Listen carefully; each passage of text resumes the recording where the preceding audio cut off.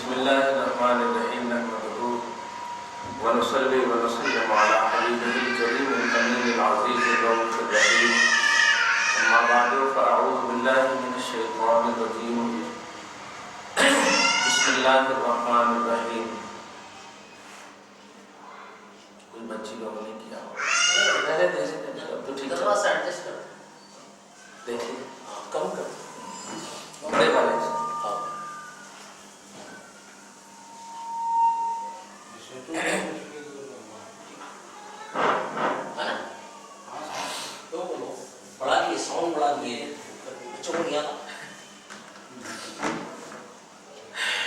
وَيْلٌ يَوْمَئِذٍ لِّلْمُكَذِّبِينَ فَبِأَيِّ حَدِيثٍ بَعْدَهُ يُؤْمِنُونَ. صدق اللہ العظیم وبلغنا رسوله النبی الامین المتین الکریم ونحن علی ذلک لمن الشاہدین والشاکرین والحمد للہ رب العالمین. الصلاۃ والسلام علیک یا حبیبی یا سیدی یا رسول اللہ صلی اللہ تعالی علیہ وسلم. سورہ مرسلات کا لاسٹ درس یعنی پارہ نمبر 29 کا لاسٹ درس 63 ایپیسوڈ. کل کا نہیں آج دونوں مل کے ڈالیں انشاءاللہ.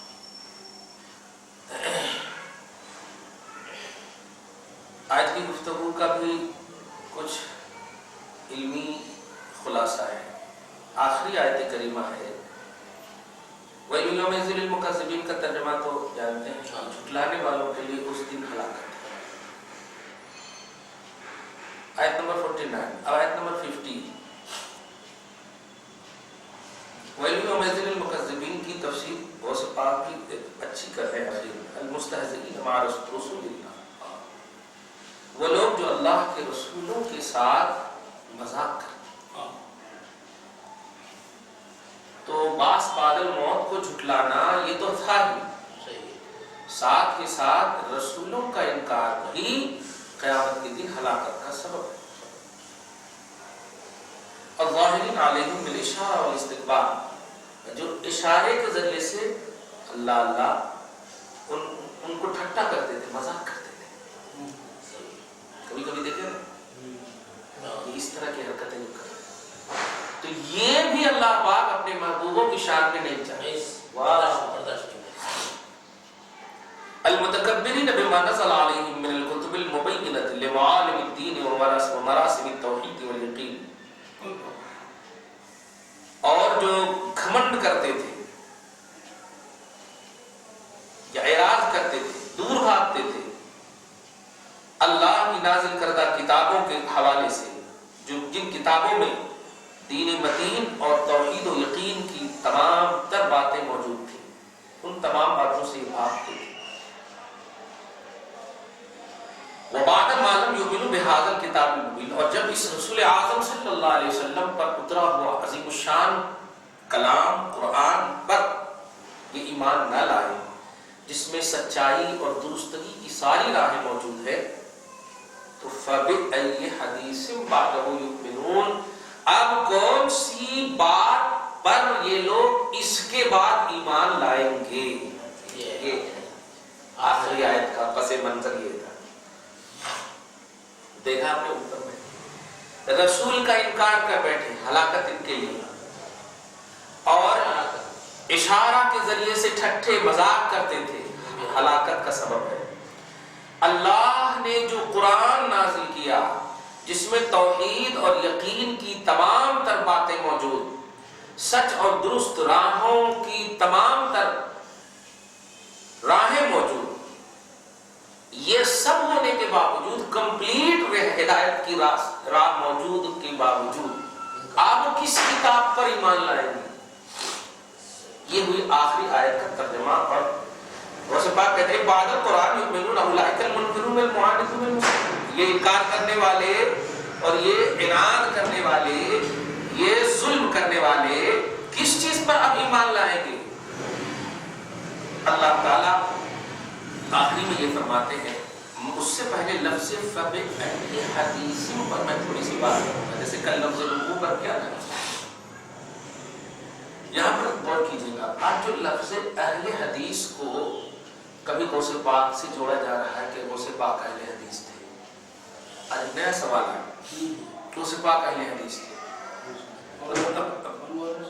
اہل حدیث کے لوگ ہاں تو بھائی غوث پاک جب اہل حدیث تھے تو ہم بھی اہل حدیث ہیں, لیکن ان کو پھر گیارہویں کرنے بولیے تو نہیں کریں گے. ارے بیوقوف کے سنیوں کو زیر کرنے کے لیے کسی بھی کتاب کی حد تک جا سکتے ہیں. جملے پہ غور کیا جاتا ہے. میں یہ بتانے جا رہا ہوں غوث پاک اہل حدیث تھے, یہ حق ہے. آپ ہم بھی اہل حدیث ہیں, یہ بھی حق ہے.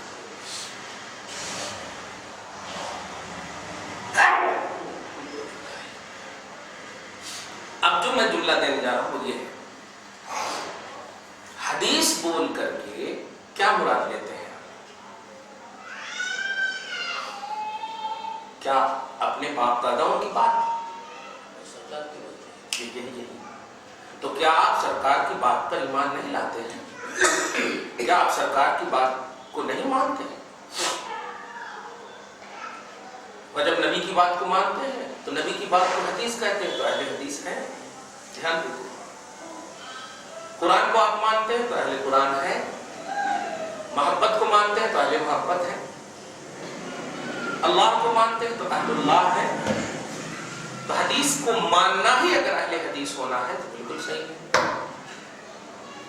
لیکن کیا حدیث بول کر کے رسول پاک کی کچھ حدیث مراد لیتے ہیں یا کل حدیث مراد لیتے ہیں؟ کل لینا چاہیے, کچھ لیتے ہیں. جملے کو غور کیجیے گا. لیتے ہیں ان کو چھوڑیے, پہلے اب علم ہی ہم تحقیق لینا چاہیے کل. جیسے کہ اہل اللہ, تو کیا اللہ کا کچھ مراد لیتے ہیں؟ کمپلیٹ اللہ مراد لیتے ہیں. جو اہل اللہ ہے اس کا مطلب پورے طور پر اللہ کو ماننے والے. جو اہل محبت ہے پورے طور پر محبت کو فالو کرنے والے. تو جو اہل حدیث, دھیان دیجیے, غوث پاک نے جو کہا اپنے آپ کو وہ اسی لیے کہ ہم پورے طور پر رب یہ پاک کی حدیث کو مانتے ہیں. ماننا اور ہے, عمل کرنا اور. دھیان دیجیے, بس یہی بتانا ہے مجھ کو. ماننا اور ہے. آپ فجر کی نماز نہیں پڑھتے, ان سے اگر پوچھئے فجر کی نماز آپ پر فرض ہے, صاف کہے گا فرض ہے. کیوں نہیں پڑھے؟ بھائی پڑھنا اور ہے, ماننا اور ہے. میں نماز کی فرضیت کو مانتا ہوں, نفس کی شرارت کی وجہ سے نہ پڑھ سکتا. تو عمل کرنا اور ہے, ماننا اور. تو اہل حدیث ماننے کے اعتبار سے ہو یا عمل کے اعتبار سے, یہ پوائنٹ ہے. اگر آپ کہتے ہیں ماننے کے اعتبار سے تو کمپلیٹ حدیث کو ماننا پڑے گا. ایک حدیث بھی آپ کو چھوڑنا نہیں ہوگا. ماننا, کیونکہ ماننے کا نام ہی ماننا. اور اگر عمل کرنے کے اعتبار سے وہ تم ہو ہی نہیں سکتے, کیونکہ ہر حدیث عمل کے لائق ہی نہیں. ہر حدیث عمل کے لائق نہیں. کیسے؟ معراج میں جانا حدیث سے ثابت ہے. آسمان کی سیر کرنا یہ حدیث سے ثابت ہے. جان نہیں سکتے, مان سکتے ہیں. 11 بیویاں رسول پاک کے ساتھ حدیث سے ثابت ہے, آپ نہیں کر سکتے. بے سایہ ہونا حدیث سے ثابت ہے, آپ نہیں ہو سکتے. ایک دم دھیان. ہجرت فرض, تہجد فرض. دھیان دیجیے, تہجد آپ پر فرض نہیں ہے, نبی پر فرض ہے, حدیث سے ثابت. دیکھتے جانے آپ. تو حدیث کو ماننا اور ہے. تو جہاں کہیں بھی اولیاء اللہ یعنی غوث پاک یا حدیث کی دنیا میں اہل الحدیث کا لفظ کہا گیا ہے کہ وہ اہل الحدیث تھے, اس سے مراد ماننا ہے, عمل کرنا نہیں. مانتے ہیں وہ حضرات حدیث, رسول پاک کی ہر حدیث ہمارے لیے ایمان ہے, لیکن عمل وہی حدیث پر کرتے ہیں جو رسول نے کہا. رسول نے جو کہا, جیسے ایک حدیث لیجیے, بخاری شریف کی حدیث ہے. آقا فرماتے ہیں کہ اگر چھوٹا جانور 1 سال کا ہو تو قربانی ہو. حضرت ابو بردہ ابن نیار صحابی رسول ہے, کتاب الازاہی کی حدیث. آتے ہیں یا رسول اللہ, بھیڑ کرتے ہیں نا آپ لوگ, پھر بکرا جس کو بولتے ہیں, بھیڑیا ہوتا نا, وہ میرے پاس ہے 6 مہینے کا ہے. تو آقا نے فرمایا جاؤ, تمہارے لیے جائز ہے, کسی اور کے لیے جائز نہیں. رسول پاک کو پرمیشن, رسول پاک سے پرمیشن ملا, حدیث سے ثابت ہے, قرآن میں نہیں ہے. توجہ دیے، حدیث سے ثابت ہے، تو آپ بتائیے کوئی اور نہیں کر سکتا اور وہ کر سکتے ہیں؟ حدیث حالانکہ دونوں کے لیے، لیکن ایک کے لیے پرمیشن ہے، خاص ہے، کسی اور کے لیے نہیں۔ تو یہ دیکھیں، تو نبی جس کو جو کہیں گے وہ عمل کرے گا، اور اسی عمل کو کہتے ہیں، توجہ، اسی عمل کو کہتے ہیں سنت۔ عمل کرنے کو کہتے ہیں سنت، عمل کرنے کو حدیث نہیں کہتے۔ حدیث کہتے ہیں ماننے کو، اور عمل کرنے کو کہتے ہیں سنت۔ اسی لیے آپ اہل سنت ہے، اہل حدیث نہیں، یہ اصل بتانے جا رہا تھا، کیونکہ آپ مانتے سب کو ہیں، عمل کرتے ہیں صرف اسی حدیث پر جس کو رسول اللہ نے کہا ہے۔ رسول اللہ نے کہا، کیا فرمایا؟ اگر میں اپنی امت پر شاق مشقت کو نہ دیکھتا تو میں ہر وضو کے وقت جو ہے مسواک کو حکم دے دیتا، حکم دے دیتا۔ جملے پہ غور کر رہے ہیں، اس کا کیا مطلب ہوا؟ اب آپ مسواک جو کرتے ہیں یہ اللہ کے رسول کی طرف سے حکم دے دیتا، اس جملے کی بنیاد پر کر رہے ہیں کہ فضیلت تو ہے یا رسول اللہ، فضیلت تو ہے اگرچہ فرض نہیں۔ فرض اگر حکم دے دیتے تو پھر واجب یا فرض ہو جائے۔ دھیان دے رہے ہیں؟ رسول فرماتے ہیں اگر میں اپنی امت پر مشقت تکلیف میں ڈلنے کا خوف نہ رکھتا کہ میری امت غریب بھی ہے، میری امت کو ہر مسواک اویلیبل نہیں بھی ہوگا، تو مگر آرڈر کر دوں تو پھر میرے کو آرڈر تو واجب ہو جائے گا نا، فالو کر دوں، واجب ہو جائے گا۔ تو اب میری امت کے اس خوف میں مبتلا ہونے کا خوف نہ ہوتا تو میں آرڈر کر دیتا ہر وضو کے وقت مسواک کرنا، لیکن میں آرڈر نہیں کروں گا۔ لیکن آپ امت نے سمجھ لیا نا، سرکار آپ پسند کرتے ہیں، تو حدیث بھی ہے اور پسندیدگی بھی ہے، تو نبی کا عمل بھی ہے، تو اس عمل پر جب عمل کرتا ہے بندہ تو اسے سنت کہلاتی، اسی لیے کہتے ہیں مسواک کرنا سنت ہے، حدیث نہیں بولتے۔ مسواک کرنا حدیث ہے نہیں بولتے گا، مسواک کرنا سنت۔ اسی طرح ظہر کی 4 رکعت نماز فرض ہے، اس سے پہلے 4 رکعت سنت، اس کے بعد پھر 2 رکعت سنت۔ یہ کیا ہے؟ یہ حدیث بھی ہے، دھیان دیجیے گا، مانتے بھی ہیں لیکن رسول اللہ نے کنٹینیوٹی کے ساتھ پڑھا ہے، اس لیے عمل بھی کرتے ہیں، اس لیے آپ اہل سنت ہوئے۔ کہیں پر بھی نماز سے پہلے حدیث کا لفظ نہیں آتا کہ حدیث سے ثابت ہے، حدیث سے ثابت ہے، حدیث سے ثابت ہے، آپ کہتے ہیں نبی کی سنت سے ثابت ہے۔ جملے پہ غور کیجیے گا، تو رسول پاک کے قول فعل عمل، قول فعل عمل، توجہ دیجیے۔ اور ایک اور لفظ آتا تقریر، تقریر بولتے ہیں نبی کے پاس کوئی صحابی آ کر عمل کیا، کوئی عمل کیا یا کچھ بولے اور نبی خاموش رہے، انکار نہ کیے، وہ بھی حدیث ہے، وہ بھی حدیث ہے۔ جملے پہ غور کرے، رسول پاک بیٹھے، کوئی صحابی آ کر بولا یا رسول اللہ جائز ہے نہ جائز، تو آپ صلی اللہ علیہ وسلم خاموش رہے، کچھ نہیں بولے، انکار بھی نہیں کیے، تو سمجھیے وہ بھی جائز ہے اور وہ بھی حدیث ہے۔ اس کو حدیث تقریری بولتے ہیں، یعنی ٹھوس کیا رسول اللہ نے، دھیان دیا۔ رسول پاک کے بارگاہ میں کوئی ایسا عمل کیا کہ صحابہ کرام میں سے کسی کو بھی نہیں، کسی نے بھی نہیں دیکھا کہ رسول نے ان کو ٹوکا، جب نہیں ٹوکا تو اس کا مطلب وہ جائز ہے، رسول پاک ان کو چاہ رہے ہیں، عمل صحابہ کا ہے یا قول صحابہ کا، لیکن نبی نہ انکار کر رہے ہیں بلکہ اور ٹھوس کر رہے ہیں، خوش ہو رہے ہیں، تو وہ بھی حدیث کہلاتا ہے۔ دیکھا آپ نے؟ تو سنت اور حدیث، یہ 2 لفظ سمجھانا ہے مجھ کو کہ آپ اہل سنت والجماعت کیوں کہلاتے اپنے آپ کو، اور لوگ اہل حدیث کیوں کہلاتے ہیں۔ اہل حدیث کہلانا غلط ہے، اس لیے کہ اہل حدیث کا معنی جو کتاب کی دنیا میں ہے وہ ہے ماننا، اور آپ ہر حدیث کو مان نہیں سکتے۔ توجہ دیجیے بھائی، ہاں وہ ہے عمل کرنا۔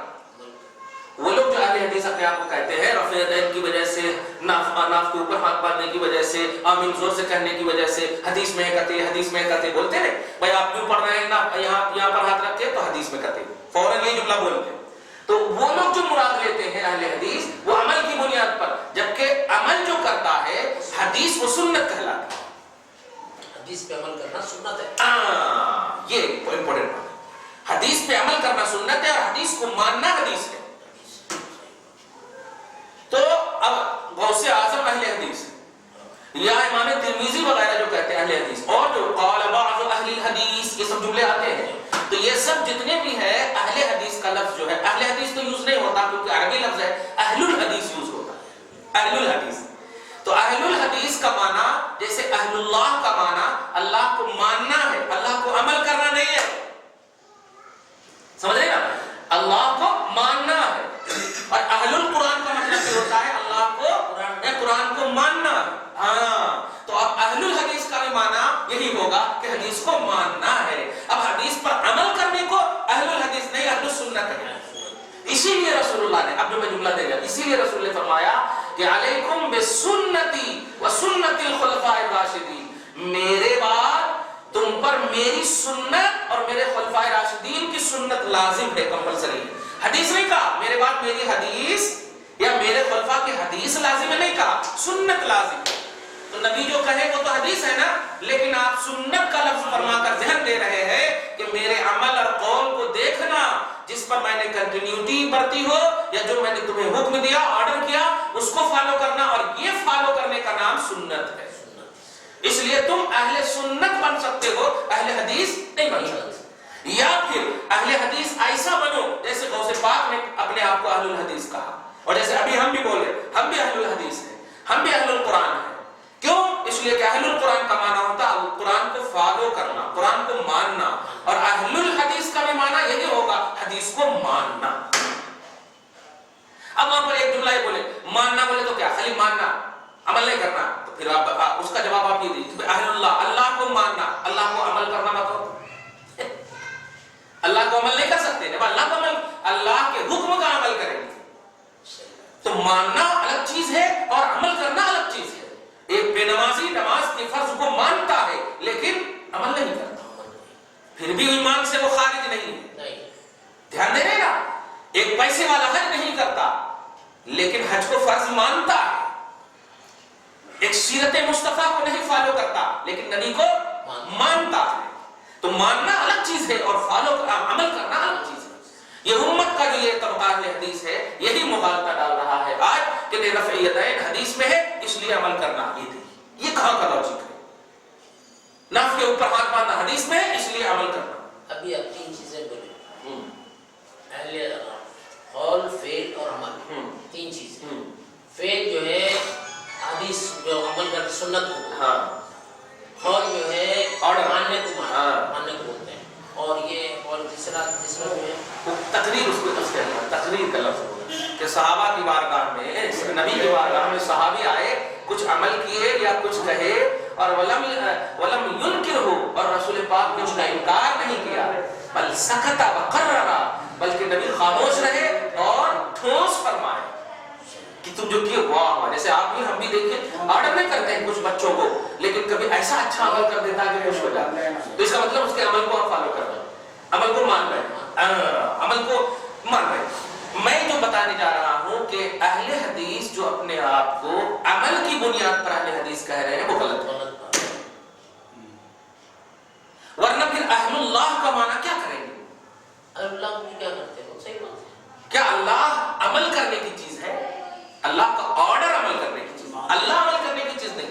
تو اللہ کی جگہ میں حدیث کو لائیے، اہل الحدیث، حدیث کو عمل کرنا یہ کیسے ہوتا؟ نہیں، اہل اللہ کا معنی ہوا اللہ کو ماننا، اہل القرآن کا معنی اہل قرآن کو ماننا، تو اہل الحدیث کا معنی بھی حدیث کو ماننا، یہ ہے۔ تو یہ لفظ لا کر کے جو آج جوانوں کے سامنے یہ پیش کر، دیکھو دیکھو غوث پاک اہل الحدیث ہیں بول رہے ہیں اپنی کتاب میں، اور امام ترمذی محدثین صاحب کو اہل الحدیث بولتے ہیں، واہ واہ واہ، حجہ لگانے ان کو نہیں آتا، اور اپنے آپ کو کہہ رہے محدثین اہل حدیث تھے، تو وہ اہل حدیث تھے، ارے واہ واہ، جن کو لاکھوں اربوں خربوں حدیثیں یاد تھی پورے بایو ڈاٹا کے ساتھ۔ تم کو تو ابو ہریرہ کا پورا بیک گراؤنڈ نہیں معلوم ہے کہ ان کے باپ کون ہے، وہ ایمان کب لائے، ان کی عمر کتنی ہوئی، حدیثیں کتنی روایتیں ان سے، پورا ایک کی روایت نہیں معلوم، اور پھر کہہ رہے کہ وہ بھی اہل حدیث تھے ہم بھی اہل حدیث تھے۔ نہیں، کوئی صحابی اپنے آپ کو عملی بنیاد پر اہل حدیث نہیں، عملی بنیاد پر ہر صحابی اہل سنت ہے، اور بعد میں جتنے بھی ہیں، جتنے بھی بعد میں ہیں، اسی لیے رسول نے کہا تم پر میری سنت لازم ہے۔ اور ایک اور حدیث میں ہے کہ جس نے امت میں فساد اور بگاڑ کے وقت میری سنت کو پکڑا، حدیث کو پکڑا نہیں ہے، میری سنت کو پکڑا، اس کے لیے 100 شہیدوں کا درجہ ہے۔ بگاڑ کے وقت سنت کو پکڑا. ایک چھوٹی سی مثال ہے، انگوٹھا چومنا سنت ہے. رسول پاک کے سامنے ابو بکر صدیق نے چوما اور رسول پاک نے انکار نہیں کیا بلکہ ارشاد فرمایا. ایک بڑی اچھی بات ہے سبحان اللہ. جانتے ہیں آپ رسول پاک کو پا جائیں کہ آپ کی سعادت بندی ہے، لیکن آپ کو رسول اپنے سے کھوج کر اور تلاش کر آئیں، یہ ڈبل سعادت بندی ہے. انگوٹھا چومنے والے کے بارے میں سنیے آپ. سورہ احزاب کے آیت نمبر 56 کے حاشیہ پر جلالین میں آپ دیکھیے بات مذکور ہے. لوگ اس کو بدعت وغیرہ کہتے ہیں، آپ سمجھیے.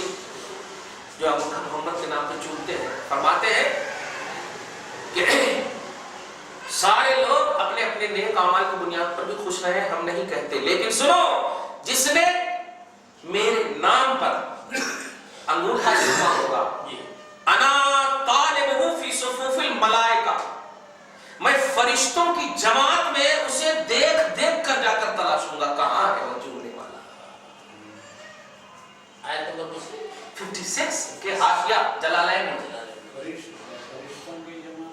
جب فرشتوں کی قطاریں رہیں گی پوری میرے ویلکم کے لیے تو میں سب کو ہٹاتے ہٹاتے جاؤں گا اور لوگ دیکھیں گے کہ کہاں جا رہے ہیں تو میں اسی کے پاس جاؤں گا جس نے میرے نام کو چوما ہو، میرے نام پر انگوٹھا چوما ہو. اور اس کے بعد سنیے وَأَنَا قَائِدُهُ إِلَى الْجَنَّةِ، اور میں اس کا ہاتھ پکڑ کر کے جنت میں اپنی قیادت میں لے جاؤں گا. واہ واہ واہ واہ کمال ہے.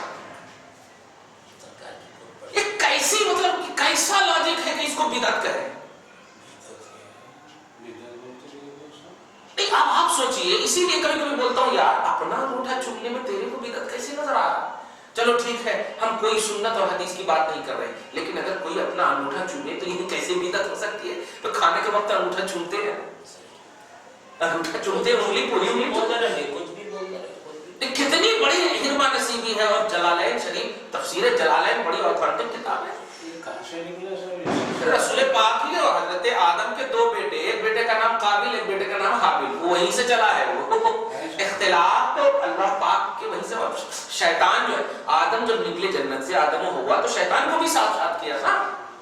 ادھر اللہ پاک سے اس نے کہا کہ میں سب کو بہکاؤں گا، اللہ پاک نے کہا کہ تو سب کو بہکائے گا میں سب کو جہنم میں ڈال دوں گا. کہا کہ نہیں نیک بندوں کو نہیں بہکا سکتا، اس نے خود کہہ دیا. بس ایک بات دھیان میں رکھیے گا کہ حدیث پر مکمل طور پر عمل کا دعویٰ یہ غلط ہے. حدیث پر مکمل طور پر عمل کا دعویٰ غلط ہے، جیسے کہ اللہ کو مکمل طور پر جاننے اور ماننے کا دعویٰ غلط ہے. کوئی نہیں بتا سکتا کہ اللہ، کیونکہ اس لیے نہیں بتا سکتا کہ بندے محدود ہیں، لمیٹڈ ہے، اور اللہ انلمیٹڈ ہے، تو اس کی ذات کیسے آ سکتی معرفت. لیکن پھر بھی اہل اللہ بولتے ہیں تو اس کا مطلب یہ ہوا اللہ کو اپنے اسٹیٹس کے حساب سے جاننے والے. بس اتنا ہی بولتے ہیں. یہ مطلب اہل القرآن، اس کا مطلب قرآن کو مطلب جاننے والے اپنے حساب سے. اسی لیے ایک ایک آیت کی تفسیر کے بارے میں حضرت عبداللہ ابن عمر یا حضرت عمر فرماتے ہیں کہ اونٹوں کو میں لاد دوں کتابوں سے، ایک ایک آیت کی تفسیر میں پھر بھی کم ہے. تو اس کا مطلب قرآن کو جاننے والے بس. تو اپنا لاجک جتنا اللہ پاک نے دیا ہے اس کے حساب سے. سبحان اللہ. صحیح ہے. تو جاننا یہ معنی ہو سکتا ہے اہل الحدیث، حدیث کو جاننا، حدیث کو فالو، حدیث کو ماننا، یہ ہو سکتا ہے. عمل کرنا نہیں ہو سکتا. لہذا جو لوگ یہ کہتے ہیں رفع یدین حدیث میں اس لیے کرنا، دھیان دیجیے، رفع ناف کے اوپر باندھنا اس لیے کرنا حدیث میں ہے، بخاری میں ہے، مسلم میں، یہ بالکل لاجک غلط ہے. اس لیے کہ ہر حدیث قابل عمل نہیں ہے، ہاں ہر سنت قابل عمل ہے، کیونکہ رسول نے سنت کو ماننے کا آرڈر کیا. فرمایا علیکم بسنتی لا علیکم بحدیثی، یہ نہیں فرمایا. اور دوسری حدیث من تمسک بسنتی. اور ابھی اس میں بھی سنے ہوں گے کہ میں تمہارے پاس دو چیز چھوڑ رہا ہوں، ایک قرآن اور سنت. قرآن اور سنت یہ جملہ بھی فرمایا، سنت کا لفظ فرمایا. ہاں حدیث چھوڑ رہا ہوں نہیں کہا، قرآن اور سنت.